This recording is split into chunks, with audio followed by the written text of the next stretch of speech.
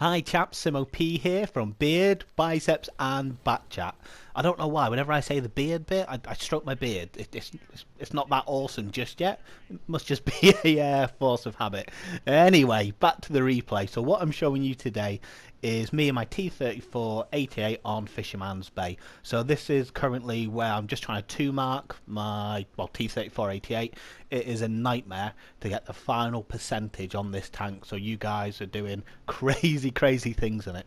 So let me just talk about this map a little bit and how the red teams, what they're made up of, is having an effect on what I'm doing. So I've always found on this map, whoever controls the middle ends up winning the game.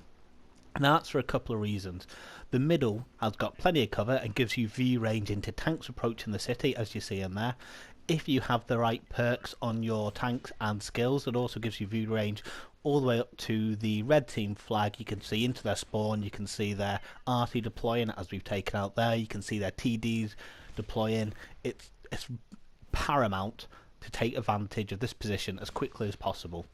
Now, it's also usually quite a tightly contested area. You'll have to play against other mediums, light scouting around, take control of the area. So it's not as straightforward as moving in, sitting behind a bush and spotting stuff up, because there will be light tanks buzzing past you and mediums. So the way this, or the red team, is formed, they've got a lot of TDs and they've got a lot of artillery. So being able to not only take but hold the middle is really vitally important in this game. No matter how successful we are pushing through the city, all their TDs are forming up down the two line on the ridge in cover. No matter how well we push through that city after we win it, they're going to smoke us as we cross the open ground and just tear us to shreds. As you can see here, that's all their TDs on their side just blasted into me as I'm spotted in the middle. So what I need to do first in this game is to ensure I can go to a point where I'm no longer spotted or detected. As you saw then, I'll get absolutely smashed. Now the crew in this have got all the view range skills possible. They've got camouflage. This is actually the crew from my OBJ 140. I think it's got 10-11 crew skills.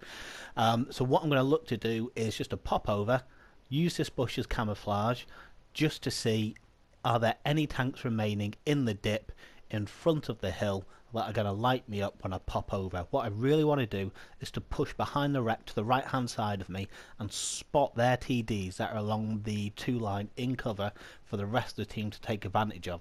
Now ideally I want to do that before we finished up in the town. The last thing I want is our guys dying and not being able to see what is destroying them when we've got an opportunity to prevent that. Ideally it'd be about now, but I'm obviously fairly concerned about this tank lighting me up if I push too aggressively at this point. Now with him gone, I'm feeling a little bit cheeky and planning to be not quite dead. One shot, nope, fluff that one. The accuracy on this T-34-88 is not great. Medium range at 165 meters. I should have got him. Unfortunately, I didn't. So what we're going to do now is use this foliage, use this hardcover to try and detect those TDs and whatever else is on their team.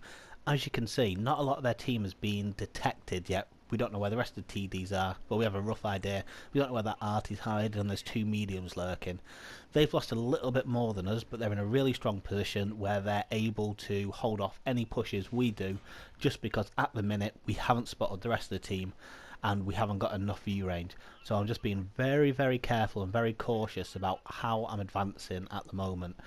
I've sort of let that TD get past us. The reason being, if I go chasing after him, he's going to light me up, and the last thing I want is what we had before, where I pushed aggressively, get spotted by a TD and absolutely ripped to shreds. So we spotted this 80 out in the open, put one shot into him, just line up the second shot just to take out his drive wheel. Nope, we missed that, but the rest of the guys from the city have started pushing aggressively.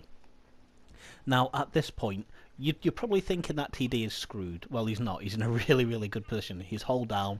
The armor isn't going through, but as you can see there, their TDs are using his spotting to smash shots into them. There they are, all lined up. There's the first one destroyed. I got spotted.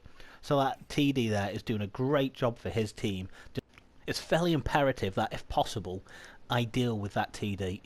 He's going to cause a lot of damage just keeping everyone lit up. So I'll look to push. Again, I'm being fairly cautious because I have a rough idea of where their TDs are sitting, but I need to see if I can get a shot and just take him out just so the other guys don't get barraged to death by hidden death. Again, just creeping forward, just using the cover, and we've spotted the tank just sitting there, just chilling, set them on fire. We get spotted for our troubles, but I'm just going to pop back into cover while I reload, put the last shot into him, even though he's burning a little bit. There's the 5th kill. Now, this is my usual point of the game where I get all excited and think, oh, we'll go for a Top Gun. This will probably be a good game to record.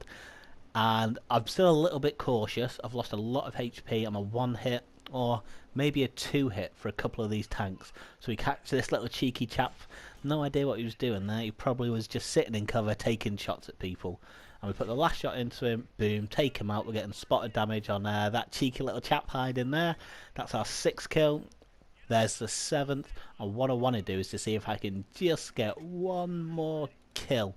Now, what's left alive is the TD that I let slip past. Now, obviously, I let him slip past so I didn't get lit up and destroyed by the TDs before I lit them up in the middle. So I've got to go chasing around the map trying to figure out where he is. There he is. He's just popped up on A3. So we'll go chasing Artie and I'll go chasing him, and we'll see what happens. But hopefully this video highlights on this map how important controlling the middle is, especially when you're playing against a TD and RT heavy red team. If you can control the middle, your view range can keep the rest of the red team spotted. Oh, brilliant, we got him. Didn't think I would there. Nice. The rest of the team spotted and allowing your team to push, but not push overly aggressively where they're getting taken out by hidden enemies. So the game's wrapped up. We've managed to walk away with the high caliber. We've got our 1st class. We've got our Radley Walt as Top Gun Devastator, 8 kills. Very, very good match. Guys, I know we've got a couple of things coming out from Wargaming this week. We've got a new earn up and we've got some new premium tanks coming out. That's what I'm going to look to go over this week. So watch out for those. It follows the same train that we've had with previous premiums, but we'll go over them nonetheless. I hope you're enjoying the content, guys. Please like and subscribe to the channel, and I will catch you next time. Chat.